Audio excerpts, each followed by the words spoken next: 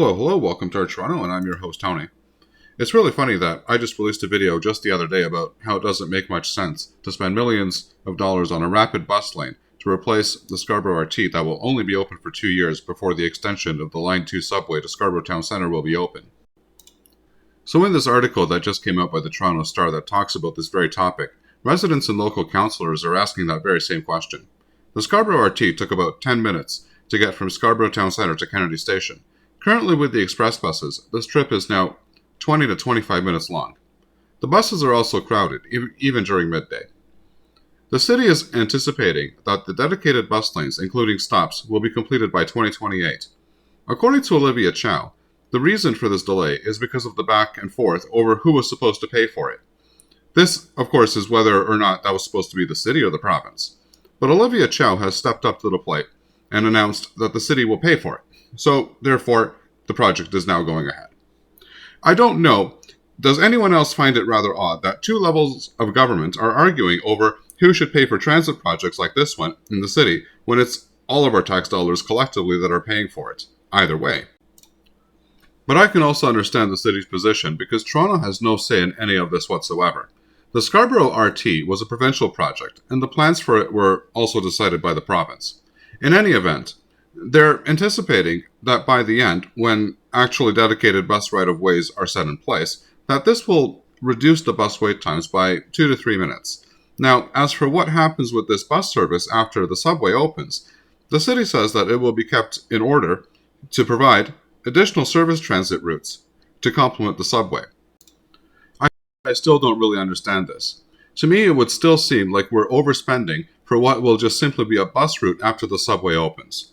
In the end, I think that I will remain unconvinced that spending all of this money, which is $69 million, by the way, to create and operate the bus system for only 2 years, just doesn't make any sense to me. Furthermore, ridership on the shuttle buses is down to 17,000 daily riders, whereas the Scarborough RT had 23,000 riders daily. Now, I don't think that this is because there has been a drop in the population in Scarborough. People are probably using their cars and sitting on the 401 DVP and clogging up all kinds of major arteries throughout the entire city. We have to consider the amount of people that this actually really affects. But do you know who you will not find sitting on the shuttle buses in Scarborough and in all of the traffic?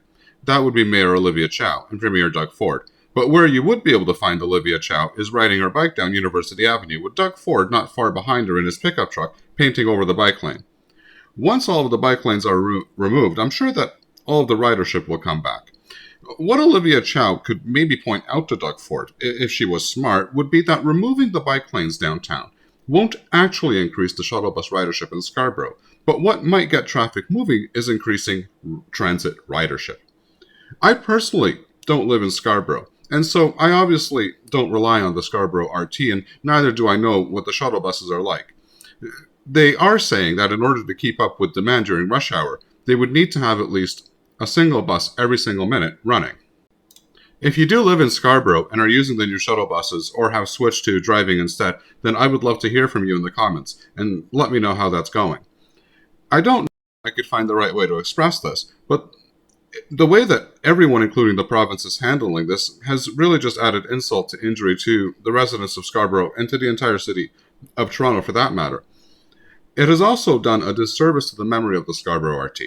After it was neglected, which caused an accident, it is now being demolished.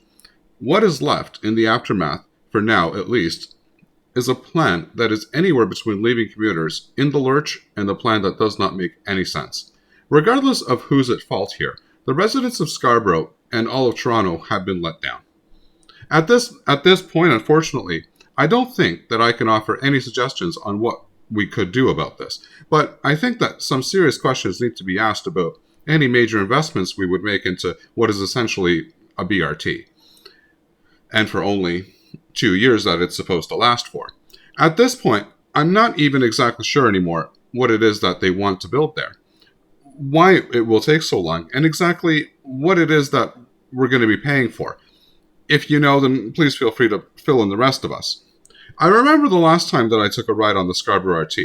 This was the day that I made that video on my last ride, which was in July of 2023. I made a video of it, which is available to watch on this channel. When I was writing it, there were two things that really stuck out to me. This was how loud and squeaky the train was, and how much it shook. I was really surprised because that was just not the way that I remembered it to be. It just felt like the system was either getting old or just not being maintained. That is, including the tracks. I remember speaking to one of the fare collectors that was working there. When I told him that I was going to take what I knew was going to be my last ride on the RT, and that I was going to be filming it, I'll never forget what he said to me. He said that there was no excuse. That it should have never come to this, where the RT was shut down. He explained to me that for years the system was not maintained the way that it should have been, and that this was the real reason that the system was in such bad state. I pointed out to him that I heard about the fact that the RT had a hard time running in the winter because of all of the ice and snow. He informed me that this was a bunch of nonsense. He explained to me that the trains can go through anything if the tracks are properly maintained. He went on to tell me that the buses are nothing compared to the RT because the buses, especially the articulated ones, just slip and slide around in the wintertime. That really stuck with me, and to be honest, it made me really mad. The RT was not just a form of transit that got commuters around the city from point A to point B. It was a part of our city's history, character, and has a lot of sentimental value to anyone that has lived in the city for a long enough time. What we have been left with is essentially a mess, which has come from government incompetence and confusion, from what I would argue is at the provincial level. In the end, we're now stuck with the city having to fill in the gaps for a problem which the provincial government has created. I can actually still remember John Tory rambling on about how it was supposed to be the province that was supposed to pick up the bill for this, but then finally Olivia Chow just basically said, screw it, we'll pay for it. Whether or not the guy running it now is to blame or not is really not the issue here. In the end, he is the one that is now responsible for making it right. But unfortunately, the guy in there right now has the skill set and the mindset of a candy store owner, not the premier of a province. Thank you for watching the video all the way through. I really appreciate it. If you're looking for a way to support the channel, and several of you have expressed interest in doing so, I have opened up channel memberships so that you can do so. This will go a long way in helping me to dedicate more time to creating more and higher quality videos. I really do think that, as a collective, making noise and bringing attention to the things that matter can eventually make a difference. I hope that you liked the video. If so, please give it a like.